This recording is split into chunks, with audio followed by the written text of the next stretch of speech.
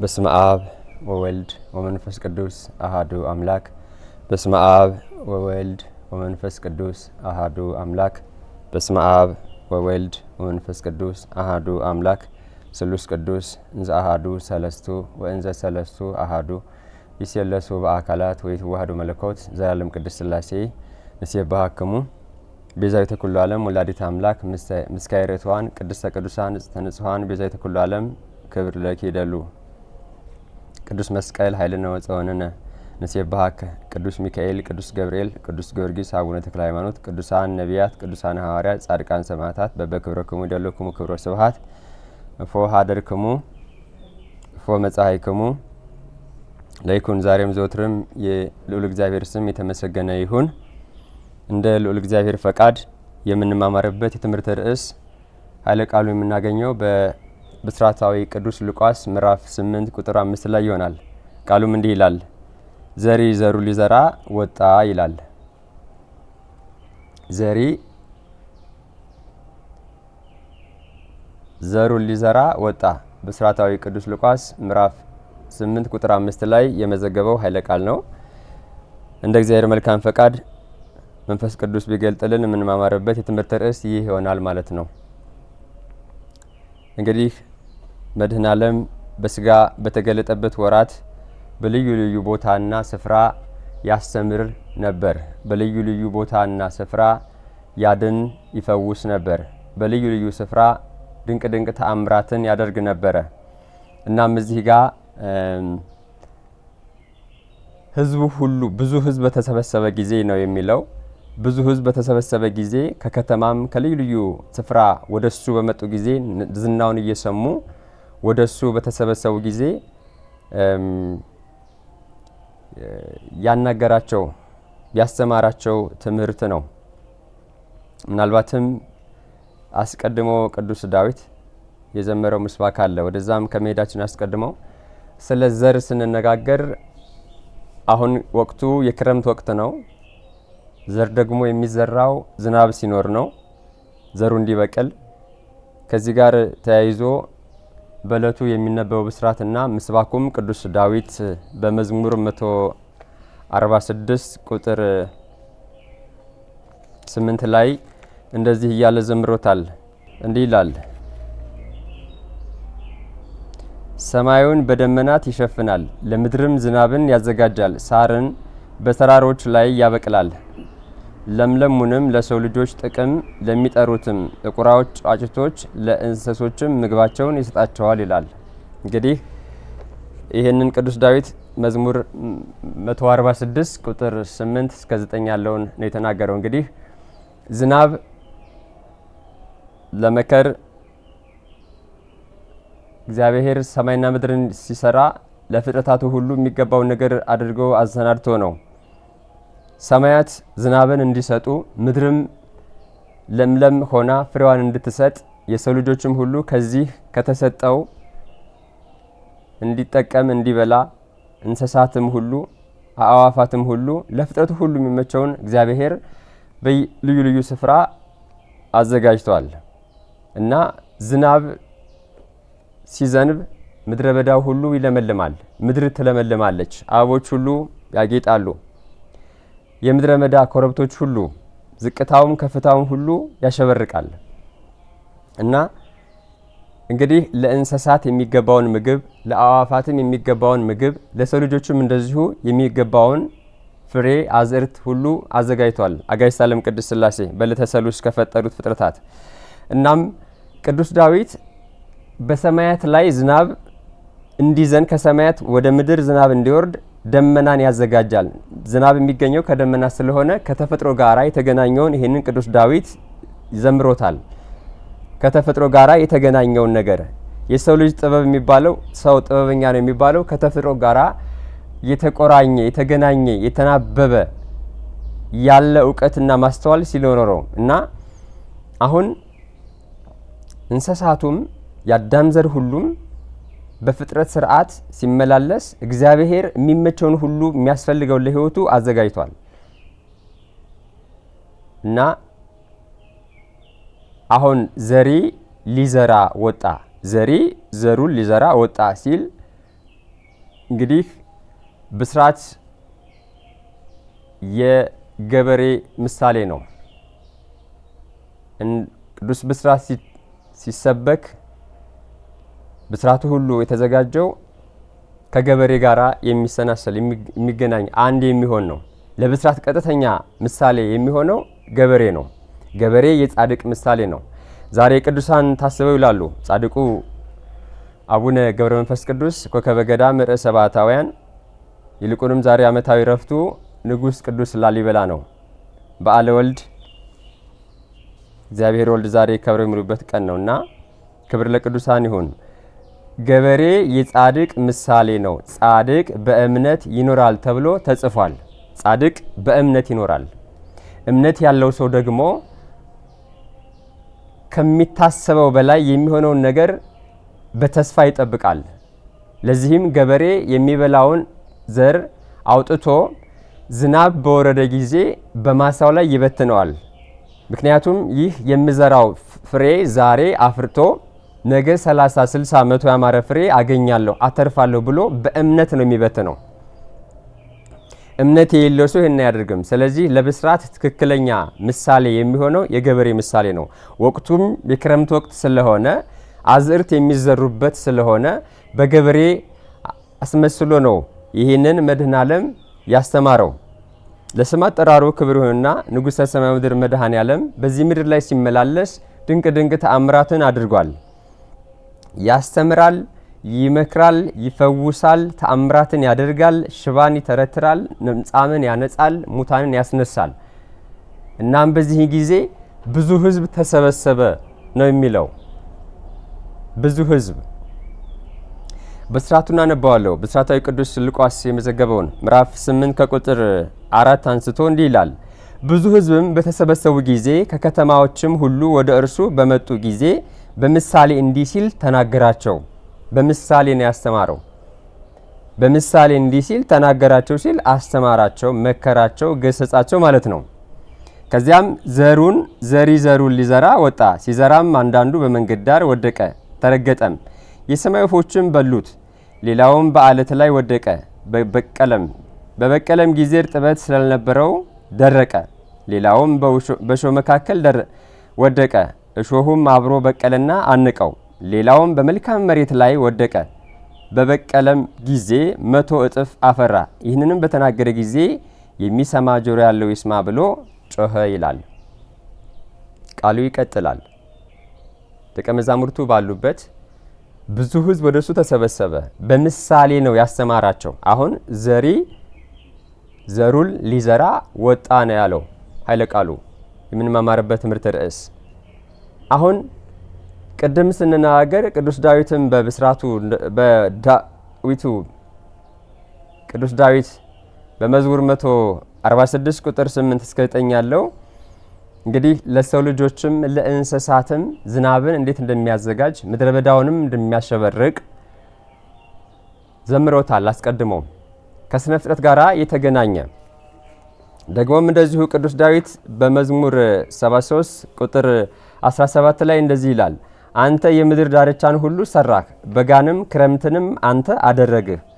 ይህን ሁሉ በጋውን እንግዲህ ወቅታቱ በቅዱስ ሄኖክ ዘመናቱ ሁሉ የጠነቀቁ ናቸው። በዓላቱ ከዓመት እስከ ዓመት እያንዳንዱ ወቅት የራሱ የሆነ ትርጉም አለው። ብስራትም ስንማር ብስራቱም ሲሰበክ ምስባኩም እንደዚሁ ከተፈጥሮት ጋራ የተገናኘ ነው። አሁን ለሰሙ ግልጽ ለሆነው ነገር እግዚአብሔር በሰማይም ባሉ ደመናዎችን አዘጋጅቶ ወደ ምድር ዝናብን ሲያወርድ ለሰውም ለእንስሳትም የሚያስፈልገውን የስጋ ምግብ በዚህ ምክንያት ያዘጋጃል። ከዚህም ምድር በምታበቅለው የአዳም ዘርም እንስሳት፣ አዕዋፋትም ሁሉ ከዚህ ይመገባሉ። ዘር ሲዘራ ለሰው ልጅ ነው። ስንዴ ሲዘራ፣ ጤፍ፣ በቆሎ፣ ሌሎችም አዝርዕቶች ሲሰሩ ገበሬ ይህን ሲዘራ ለስጋ ምግብነት ነው፣ ለምግበ ስጋ ነው። ወቅቱ የክረምት ወቅት ነው፣ የዘር ወቅት ነው። ስለዚህ በገበሬ ይመስለዋል። ዘሪ ማለት ገበሬ ነው። ስለዚህ በዚህ ወቅት የሚዘራ ዘር ሁሉ ደግሞ ይበቅላል። የሚበቅለው ደግሞ በዝናብ ምሳሌ ምክንያት ነው። ይህ ለሰሙ ለስጋ ነው። ግን በምሳሌ ያስተማራቸው ሲል መድኃኔዓለም ዘሩ ሊዘራ ወጣ ብሎ ሲያስተምር በአንድም በሌላ ምሳሌ እያደረገ ያስተምራቸዋል። እንግዲህ ብዙ ሕዝብ ነው ያለው፣ ደቀ መዛሙርቱም አሉ። በዚህን ጊዜ በምሳሌ ነው ያስተማራቸው። ሲያስተምራቸው በዘር አድርጎ ነው ያስተማራቸው። ዘር ለወርቁ ቅዱሱ የእግዚአብሔር ቃል ነው። የእግዚአብሔር ቃል የሕይወት ብርሃን ነው። የእግዚአብሔር ቃል የሕይወት መንገድ ነው። የእግዚአብሔር ቃል ሰማይና ምድርን ያጸናል። ሰማያት ራሱ የጸኑት በእግዚአብሔር ቃል ነው። ለይኩን ሰማይ ሲል በቃሉ እስትንፋስ ነው ሰማያት እንደዚህ ተሰቅሎ የምናየው። ምድርም የጸናው እንደዚሁ በሱ ትእዛዝ ነው። ፍጥረት ሁሉ የሚንቀሳቀሰው በእግዚአብሔር ነው። ቃሉ ለዘላለም ይኖራል። ሰማይና ምድር ያልፋሉ፣ ቃሌ ግን አያልፍም ብሎ ራሱ ባለቤቱ ተናግሯል። እና በዚህ ጊዜ በሚያስተምርበት ጊዜ ዘሩ ሊዘራ ወጣ ባለ ጊዜ በአራት ቦታ ላይ ዘሩ ወድቋል። በአራት ቦታ ላይ ሲወድቅ አንዱ በመንገድ ዳር ነው የወደቀው፣ ሌላው በአለት ላይ ነው፣ ሌላው ሶስተኛው በእሾህ መካከል ነው የወደቀው ዘሩ። እንግዲህ ሰንዴ ሊሆን ይችላል ዘሩ፣ ጤፍ ሊሆን ይችላል፣ በቆሎ ሊሆን ይችላል፣ ሌላ ዝርት ሊሆን ይችላል። ሌላው አራተኛው ደግሞ በመልካም መሬት ላይ ነው የወደቀው የተዘራው። ይህ ዘሪ ሲወጣ በአራት ቦታ ላይ ዘርቶታል። እንግዲህ ይህን ዘር ተቀብሎ ማብቀል የምድሪቱ ስራ ነው። ቃሉንም መቀበል የሰው ልጅ በልቦናው ውስጥ ማብቀል፣ በልቦናው ውስጥ ማለምለም፣ ለሕይወት ፍሬ መብቃት ነው። አሁን በብሉይ ኪዳን ስለ ቅዱስ አብርሃም ስልንናገር አብርሃም ከከለዳውያን ከቁር መንደር ከዛ ጣዖት ከሚያመልኩ ከአባቶቹ መንደር ውጣ ተባለ። አብርሃም ከአባቶችህ መንደር ከቁር ከከለዳውያን እግዚአብሔርን ከማያመልኩ ጣዖትን ከሚያመልኩ ከዚህ ከክፉ መንደር ውጣ አለው። እግዚአብሔርንም አብርሃም ሰማና ከዛ ከክፉ መንደር ከጣዖቱ ወጣ። አብርሃም ወደ ማሳይህ ወደ ተስፋይቱ ምድር ሂድ ነው ያለው። ወደ ለመለመው መንገድ፣ ወደ ሕይወት መንገድ፣ ተስፋ መንግስተ ሰማያት ወደ ምሳሌ ወደ ሆነችው ወደ ለመለመች ወደ ከነአን ሂድ ነው የተባለው። አብርሃምም ቃሉን ሰማ። አብርሃም አመነ ጽድቅም ሆኖ ተቆጠረለት ነው የሚለው መጽሐፍ። የእምነት ሰው ነው አብርሃም። ቅዱስ አብርሃም በማመኑ የእግዚአብሔርን ቃል በመስማቱ የእግዚአብሔር ዘር ሲዘራበት ከሰማያት መንፈስ ቅዱስ ሲያናገሩት በመስማቱ እግዚአብሔር ለአብርሃም መልካም ነገር የተስፋ ቃል ገብቶለታል። ዘርህን እንደ ምድር አሸዋ እንደ ሰማይ ከዋክብት አበዛዋለሁ ብሎ ቃል ገብቶለት ነበረ። እግዚአብሔርንም ስላመነ አብርሃም ይህ ሁሉ ተፈጽሞለታል። በእምነት ጻድቅ በእምነት ይኖራል ተብሎ ተጽፏል። እና አቡነ ገብረ መንፈስ ቅዱስ በእምነት የጸኑት ቃሉ ዘሩ በውስጣቸው ተዘርቶ ስለበቀለ ነው። በልቦናቸው እርሻ ላይ ስለለመለመ ነው። የእግዚአብሔርን መንግስት እየሰበኩ የእግዚአብሔርን አንድነትና ሶስትነት እየሰበኩ ቅዱስ መስቀሉን ይዘው ወላዲተ አምላክን ይዘው ዓለምን ድል ያደረጉት ቅዱሳን በእምነት ስለጸኑ ነው። ለዛም ነው ጻድቅ በእምነት ይኖራል ተብሎ የተጻፈው። ይህ የሕይወት ቃል ቅዱሱ ቃል በእነሱ ሕይወት ውስጥ ተዘርቶ ስለበቀለ በቅሎም ደግሞ ስላበበ ስላሸተ ስላፈራ ለውጤት ስለበቃ ነው። በእምነት ስለጸኑ በምግባር ስለቀኑ ትሑታን ስለሆኑ ውልደ ብርሃን ንጹሐን ቅዱሳን ስለሆኑ በእምነት ይኖራሉ የተባለው እዛ ነው። እና በምሳሌ ያስተማራቸው ሲል ደቀ መዛሙርቱ ምን አሉት? ይህ ምሳሌ ምንድነው ብለው ጠየቁት። ቅዱሳን ደቀ መዛሙርቱ 12 ሐዋርያት፣ 72 አርድእት፣ 36 ቅዱሳት አንስት፣ መተው የመድኃኔዓለም ቤተሰቦች ይህ ምሳሌ ምንድነው? የዘሩ ምሳሌ ምንድነው ብለው ጠየቁት። አሁን ለሰሙ አስቀድመን ተናግረናል። ሰማይና ምድር ለአዋፋትም ለሰው ዘርም ለእንስሳትም ሁሉ እግዚአብሔር የሚገባውን የሥጋ ምግብ ይሰጣል። የነፍስ ምግብ የሆነው ግን ቅዱስ ቃሉ ይህ ምሳሌው ምንድነው? ዘሩን ሊዘራ ወጣ ብለህ የምታስተምረን ብለው ጠየቁት። ምን ብሎ መለሰላቸው? ለናንተ የመንግስትን ምስጢር የማወቅ ስልጣን ተሰጥቷቸዋል ብሎ መለሰላቸው። ለማያስተውል ግን ብሎ እንደዚሁ ተናገረ። ይቀጥላል ቃሉ። እሱም እንዲህ አለ፣ ለእናንተ የእግዚአብሔርን መንግሥት ምስጢር ማወቅ ተሰጥቷቸዋል። ሌሎች ግን እያዩ እንዳላዩ እየሰሙም እንዳያስተውሉ በምሳሌ ነው። ምሳሌው ይህ ነው፣ ዘሪው የእግዚአብሔር ቃል ነው። በመንገድ ዳርም ያሉት የሰሙት ናቸው። ከዚህም በኋላ ዲያብሎስ ይመጣል። አሁን ከዚህም በኋላ ምን ይመጣል? ዲያብሎስ ይመጣል። አምነውም እንዳይድኑ ቃሉን ከልባቸው ይወስዳል። በአለት ላይም ያሉት ሲሰሙ ቃሉን በደስታ ይሰማሉ። የሚሰሙ ናቸው። እነርሱም ለጊዜው ብቻ ያምናሉ እንጂ በተናገረ ጊዜም የሚክዱ ናቸው። ሌሎች ናቸው። በእሾህ መካከል የወደቀ እነዚህ የሚሰሙት ናቸው። መንገዳቸውንም ሄደው በሕይወት ዘመን በአሳብና በባለጠግነት ምቾት ይታነቃሉ። አሁን በመንገድ ዳር የወደቀው ምንድን ነው የሚሆነው አለ? ዲያብሎስ ይለቅመዋል። በአለት ላይም የሆኑት እንደዚሁ ያምናሉ፣ ግን በኋላ ይክዳሉ፣ አይጸኑም። በእሾህ መካከል የሚወደቀው እንደዚሁ ታንቆ ነው የሚቀረው። የሚያምኑ ይመስላሉ፣ ለጊዜው በእምነት ይመላለሳሉ፣ ግን እሾህ የሆነ ዲያብሎስ አንቆ ይዞታል። ወፎች ይለቅሙታል። ወፎች የዲያብሎስ ምሳሌ ነው። አለቱ ራሱ ለምነት የለውም፣ ይደርቃል። ለጊዜው የሚያምኑ ይመስላሉ እንጂ ይደርቃሉ። በእሾህ መካከል ያለው እንደዚሁ ተይዟል። በጥቃቅን ምግባራት የሰው ልጅ ጠላቱ፣ የመጀመሪያው ጠላቱ የራሱ ክፉ ስራው ነው። ሌላው ዲያብሎስ ነው። ሌላው ክፉ ሰዎች ናቸው። በዚህ ምድር ላይ ስንኖር እነዚህ በመንገድ ዳር የወደቀው፣ በአለት ላይ የወደቀው፣ በእሾህ መካከል የወደቀው ለጊዜው የሚያምኑ ሰዎች የሚመስሉ ለጊዜው ቃሉን ይሰማሉ፣ ቅዱስን ቃል ይሰማሉ፣ ነገር ግን አይጸኑበትም።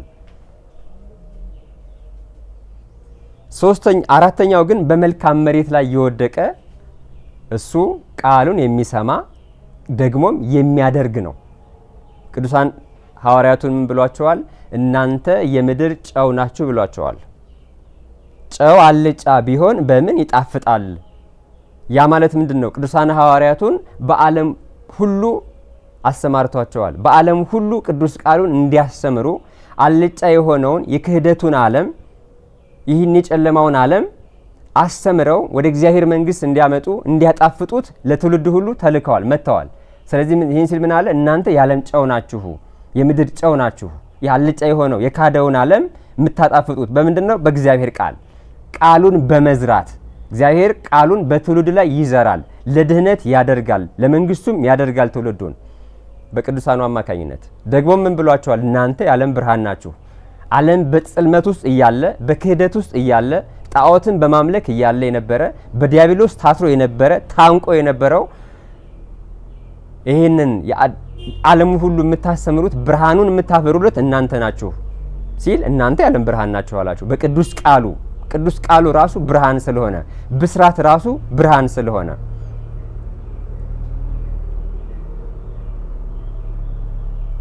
ይሄንን ሲል ገራቸው። ከዚያም በመቀጠል ምን አለ?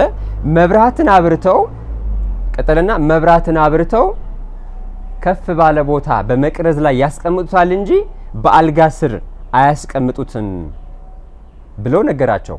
መብራት እንግዲህ ቃሉ ነው ራሱ፣ አይሸሸግም፣ የሚሸሸግ አይደለም። ብስራትን ለመሸሸግ ለመደበቅ መድኃኔ ዓለምንም እንዳይገለጥ ብዙ ተደርጓል። ፈሪሳውያን፣ ሰዱቃውያን ጠላት ብዙ ይላል። በዚህ ዘመንም እንደዚሁ አውሬው ያስወራል። የእግዚአብሔር አንድነትና ሶስትነት ለዓለም እንዳይነገር፣ የእግዚአብሔር ድህነት ለትውልዱ እንዳይሰማ፣ ብርሃነ መስቀሉን ወላዲተ አምላክን ለዓለም እንዳንገልጥ ጠላት ብዙ ነገር ይላል። አለመታደል ነው። ይሄው በመንገድ ዳር የወደቁት አሁን እነሱ የእምነት መልክ ያላቸው ሰዎች ይህንን ማህበር የሚቃወሙ አፈርን የሚያለብሱ ሰዎች አሉ። እንዳለመታደል ሆኖ እና ምን ይላል? የማይገለጥ የተሰወረ የለምና የማይታወቅ ወደ ግልጥ የማይወጣ የተሸሸገም ነገር የለም ብሎ መለሰላቸው። ይህ የእግዚአብሔር ቃል ለዓለም ሁሉ ይሰበካል። ይህ እግዚአብሔር የፈቀደው የሱ ቃል ነው፣ ለዓለም ሁሉ ይዳረሳል። ብዙ ጊዜ ቅዱሱን ቃል ተምረን ተመልሰን ወደ ጭቃ እንገባለን። ቅዱስ ጳውሎስ ለገላትያ ምእመናን ወደ ገላትያ በሄደ ጊዜ ገላትያ ምእመናን በክደት በጥርጥር ይኖሩ ነበረ። ጣዖትን በማምለክ ጠፍተው ነበረ እና ቅዱስ ጳውሎስ ብርሃነ ዓለም በሚያስተምርበት ጊዜ ሰማና ወደ ገላትያ ከተማ ሄዶ ከጣዖት ወደ እግዚአብሔር ወደ ማምለክ ከጽልመት ወደ ብርሃን ወደ ቅዱሱ ቃል በሕይወት እንዲኖሩ አስተማራቸው። የገላትያ ምእመናንን አስተምሯቸው ደግሞ ወደ ሌላ አገልግሎት ሲሄድ እነዛ የገላትያ ምእመናን በወቅቱ ጸንተው ነበረ። ነገር ግን ብርሃነ ዓለም ቅዱስ ጳውሎስ አስተምሮ ከሄደ በኋላ ተመልሰው ወደዛ ወደ ጣዖት አምልኮ ውስጥ ገቡ። ወደ ዝሙት ወደ ጠፋው ዓለም ገቡ። ልክ አሁን በመንገድ ዳር እንደመውደቁ በአለት ላይ እንደመውደቁ በእሾህ ውስጥ እንደወደቀው ዘር ማለት ነው። ተመልሰው ወደ ዓለም ታንቀው ገቡ እና ምን ብሎ ጻፈላቸው? በዛን ጊዜ ገላትያ ምዕራፍ 3 ከቁጥር 1 አንስቶ እንደዚህ ይላል። የማታስተውሉ የገላትያ ሰዎች ሆይ በዓይናችሁ ፊት መድኃኔ እግዚእ እንደተሰቀለ ሆኖ ተስሎ ነበር። ማስተማሩን ነው። እግዚአብሔር መድኃኔ ዓለም ከሰማያ ሰማያት መውረዱን፣ መጸነሱን፣ መወለዱን፣ መሰደዱን በዚህ ምድር ላይ አርያ ምሳሌ መሆኑን፣ መጠመቁን በዚህ ምድር ላይ ተመላልሶ ማስተማሩን፣ በዲያብሎስ መፈተኑን ስለኛ ሲል በመስቀል ላይ መሰቀሉን፣ ወደ መቃብር መውረዱን፣ ሞትን ድል አድርጎ መነሳቱን፣ ወደ ሰማያት ማረጉን ይህንን ሁሉ አስተምሯቸው ነበረ። መድኃኔ ዓለምን ገልጦላቸው ነበረ። ስለ ስቅለቱ ነገረ መስቀሉን ድህነቱን ሁሉ መድኃኔ ዓለም ለዓለም የተገለጠው ሊያድን እንደሆነ ብርሃነ ዓለም ቅዱስ ጳውሎስ ለገላትያ ምእመናን አስተምሯቸው ነበረ፣ ሰብኳቸው ነበረ። በፊታችሁ እንደተሰቀለ ሲል ይሄንን ነው የተደረገውን የማዳን ቤዛነቱን ሰብኳቸው ነበረ እና ካስተማራቸው በኋላ ጠፉ። እንደገና ወደ ነበሩበት ወደ ጣዖት አምልኮ። ይህን ሲል የማታስተውሉ የገላትያ ምእመናን ሆይ በዓይናችሁ ፊት መድኃኔ እግዚእ እንደተሰቀለ ተስሎ ነበረ። ለእውነት እንዳታዘዙ አዚም ያደረገባችሁ ማን ነው አለ። ለእውነት ለብስራት ለእግዚአብሔር ቃል ለሕይወት መንገድ እንዳትታዘዙ ሕይወትን እንዳታገኙ ይልቁንም ለመንግሥተ ሰማያት ፍሬ እንዳትሆኑ ማንን አዚም አደረገባችሁ? ተምረው ነበረ፣ ተገስጸው ነበረ፣ ቃሉ ተነግሯቸዋል። በሕይወታቸው እንዲኖር ተመልሰው ወደ ጭቃ ገቡ። ዘሩ ተዘርቶባቸው ነበረ። መጽሐፍ ላይ ኢይዝራኤል ይላል። ኢይዝራኤል ማለት እግዚአብሔር ቃሉን በትውልዱ ላይ ይዘራል ማለት ነው። ዘር የተባለው ቅዱሱ የእግዚአብሔር ቃል ነው። ለወርቁ ራሱ እዚሁ ተረጎመው እኮ ቅዱሳን ሐዋርያቱ የዘሩ ምሳሌ ምንድነው ብለው ሲጠይቁት የዘሩ ምሳሌ የእግዚአብሔር ቃል ነው። የእግዚአብሔር ቃል አለትን ይሰነጣጥቃል። የእግዚአብሔር ቃል የአድማሱን አለት የሊባኖስን ዝግባ ይሰባብራል። እግዚአብሔር ቃል ሲነገር ሙታን ከመቃብር ይነሳሉ። ቃሉ ሕይወት ነው። ቃሉ ሕያው ነው። ቃሉ ዘላለማዊ ነው። ቃሉ ደግሞ ሕግና ስርዓቱ ነው። የምትወዱ ቢሆን በሕጌ ኑሩ፣ እኔን የምትወዱ ቢሆን ሕጌን አክብሩ ነው ያለው። በዚህም በሚያስተምርበት ጊዜ መድኃኔ ዓለም ብዙ ተሰብስቦ በሚያስተምርበት ጊዜ እየተረጎመ ያስተምራቸው ነበረ በቃሉ መጽናት እንዳለብን እና በዚህን ጊዜ እናትህና ወንድሞችህ ይፈልጉሃል ከውጪ ብለው ነገሩት ደቀ መዛሙርቱ።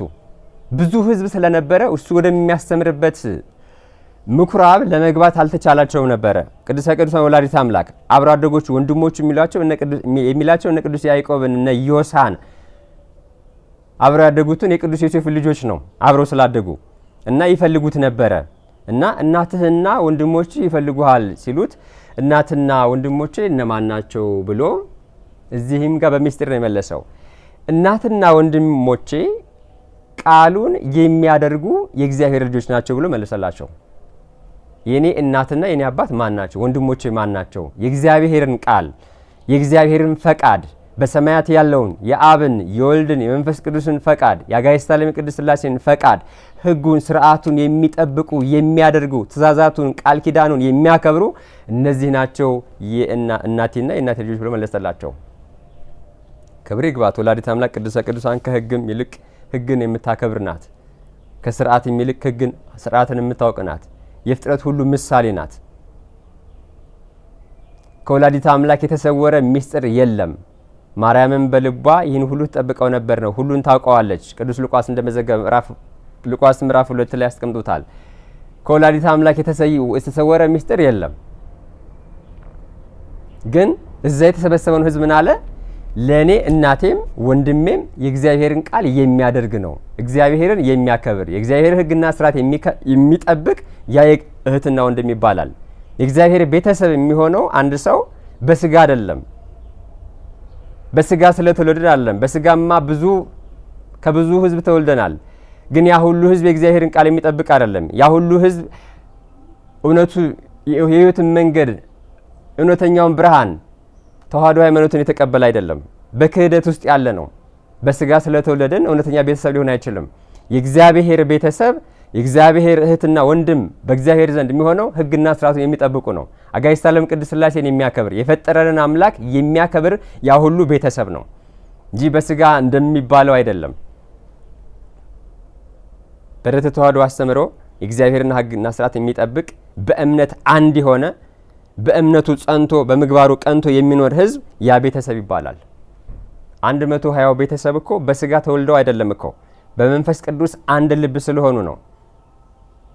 አንድ የሆነ የህይወት መንገድ፣ አንድ የሆነ ዓላማ ስላላቸው ነው።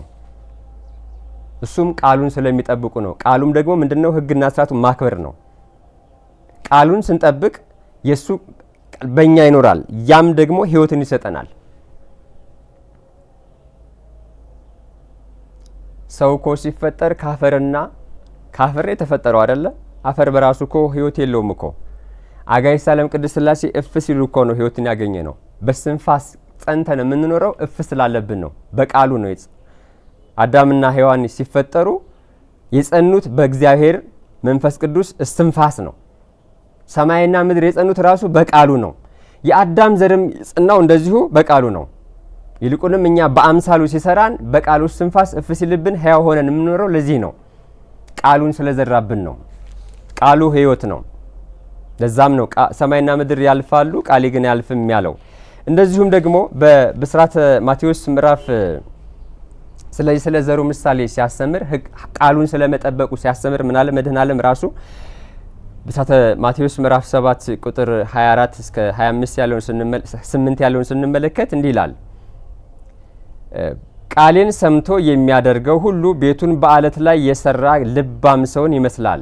ቃሌን የእግዚአብሔርን ቃል ይሄን አድርግ ይሄን አታድርግ የሚለውን መድኃኔዓለም ያስተማረውን ቃሉን ሰምቶ የሚያደርገው እንደዚሁ መናገር ብቻ አይደለም፣ በህይወት መኖር ከቃል ይልቅ ተግባር ስለሚሰብክ አሁን ዛሬ የምንናገርላቸው እና አቡነ ገብረ መንፈስ ቅዱስ በቃል ብቻ አይደለም በህይወት ኖረውታል። እና እነ ቅዱስ ላሊበላ ንጉሱ የእግዚአብሔርን ቃል በህይወት ኖረውታል። ህዝብን በመምራት መንግስትን በማስተዳደር ህግና ስርዓቱን ከሰማይ የመጣውን የእግዚአብሔርን ዙፋን ያንን እንደነ ቅዱስ ዳዊት ይዘው ህግና ስርዓትን ጠብቀው ህዝብን አስተዳድረዋል፣ መርተዋል። እነ ቅዱስ ላሊበላ ንጉሱ ዛሬ የምናስባቸው ታቦት ተቀርጾላቸው ገድል ተጽፎላቸው የምናከብራቸው ቅዱሳን እና አቡነ ገብረ መንፈስ ቅዱስም እንደዚሁ። አቡነ ገብረ መንፈስ ቅዱስ ከዕለታት አንድ ቀን ሁል ጊዜ እንግዲህ እንደጸለዩ ናቸው። አንድ ቀን ግን እየጸለዩ ገድሉ ምን ይላል? እየጸለዩ በኃይለኛው ዝናብ መጣ። ዝናቡ በኃይለኛው እየወረደ ጸሎታቸውን አላቋረጡም። ሁሉን ካረሰረሰ በኋላ እሳቸው ግን በቆሙበት ቦታ ላይ ዝናቡ አልወረደም ነበር። ያቺ ምድር አረሰረሰችም ነበር። ከዛ ጸሎቱን ከፈጸሙ በኋላ መሬቱን ሲያዩት አፈር ነው እሳቸው የቆሙበት። ጌታዬ ሆይ በእኔ በኃጢአተኛው ምክንያት ይቺ ምድር ዝናብ አላገኘችምና እባክህ እንደገና ዝናብ አዘንብልኝና ይቺ ምድር አጠጣልኝ፣ አረስስልኝ ብለው ለመኑት። እንደገና ለሳቸው ስል ለዛ ምድር ዝናብ ወረደላቸው። ቢጾሙ ቢጸልዩ የሚያደርጉ ታምር የሚያደርጉ ናቸው። ቢለምኑ የሚደረግላቸው ናቸው። በተግባር የኖሩ ናቸው። በተግባር ጻድቅ በእምነት ይኖራል። እምነት ያለው ሰው ደግሞ ሁሉን ያደርጋል። እና አቡነ ገብረ መንፈስ ቅዱስ ዛሬ የምንጠራቸው በእምነት ስለጸኑ ነው። የመንግስቱ ልጆች ስለሆኑ ነው። የብርሃን ልጆች ስለሆኑ ነው። እስከ ሞት ድረስ ስለታመኑ ነው። እስከ ሞት ድረስ የታመንክውን ሕይወትን ማኬ እሰጥሃለሁ ነው ያለው በቅዱስ ዮሐንስ በኩል በራእዩ ሲነግረን። ስለዚህ ቃሉን ሰምተን በለምለም መሬት ላይ እንደበቀለው ስንዴ እንድናፈራ ይገባል። ቃሉን መስማት ብቻ አይደለም ማፍራት ይኖርብናል። መናገር ብቻ አይደለም፣ በተግባር መኖር ይኖርብናል፣ ማድረግ ይኖርብናል።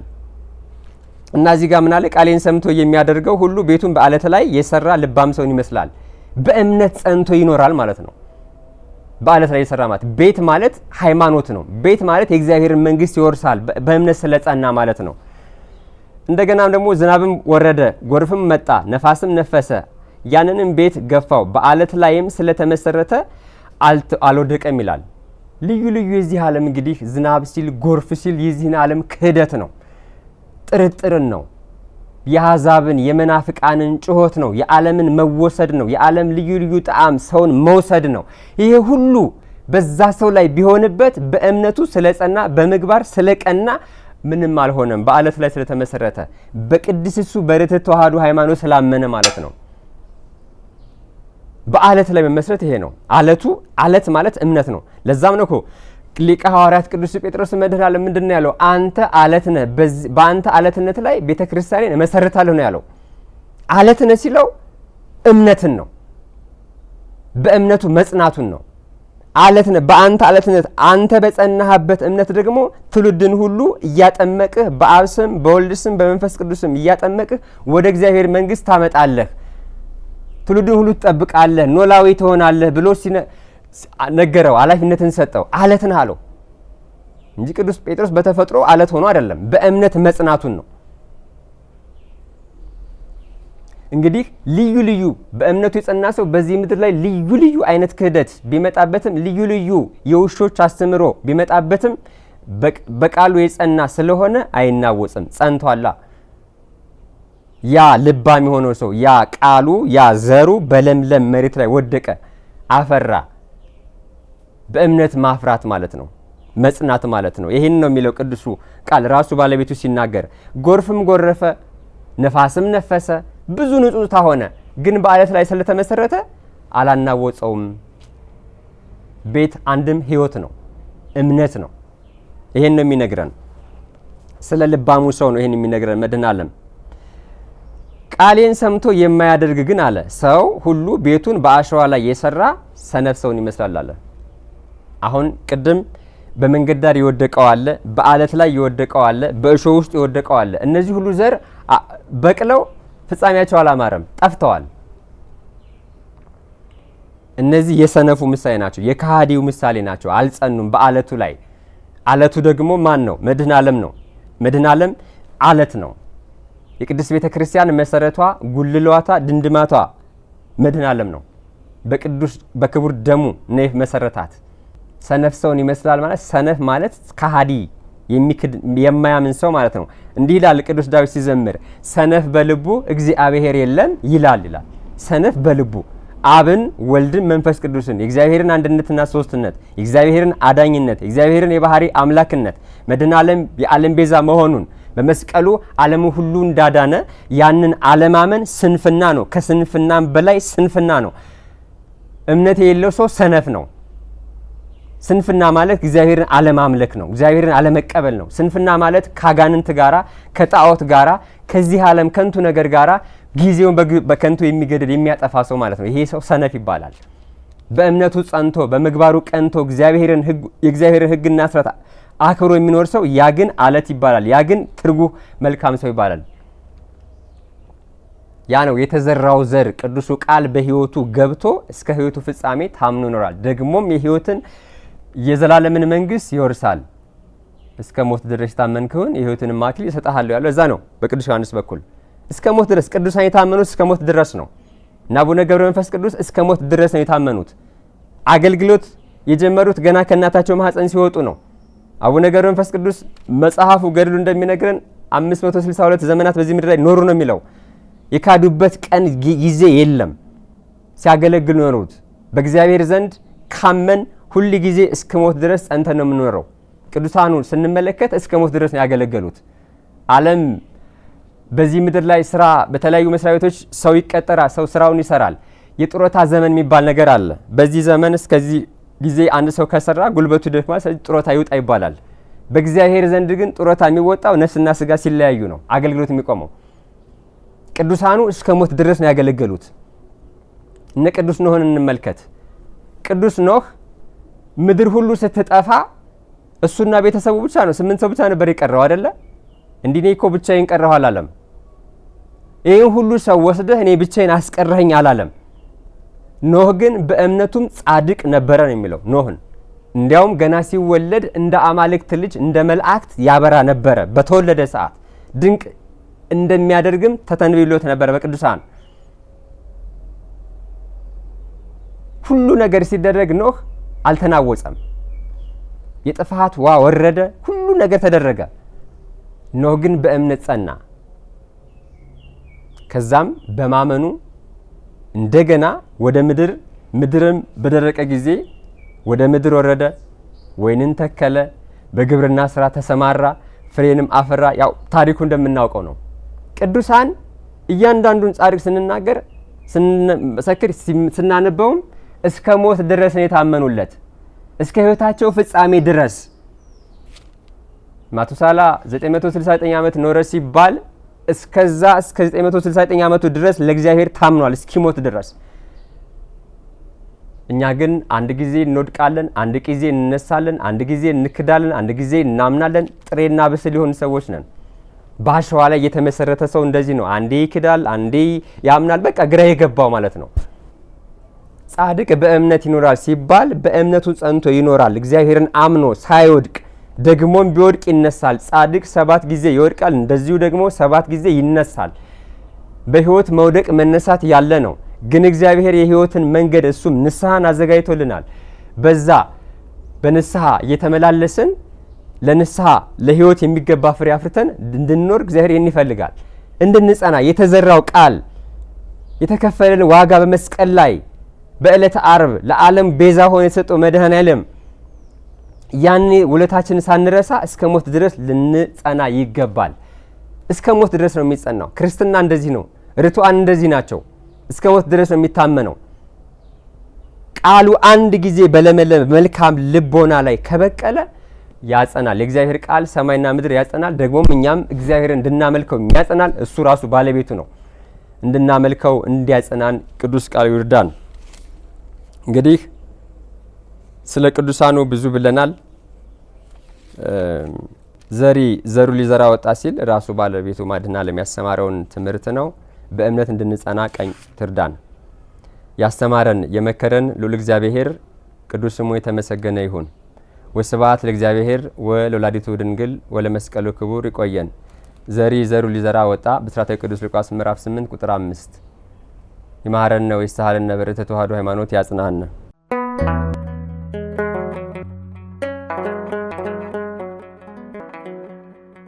ዘኢትዮጵያ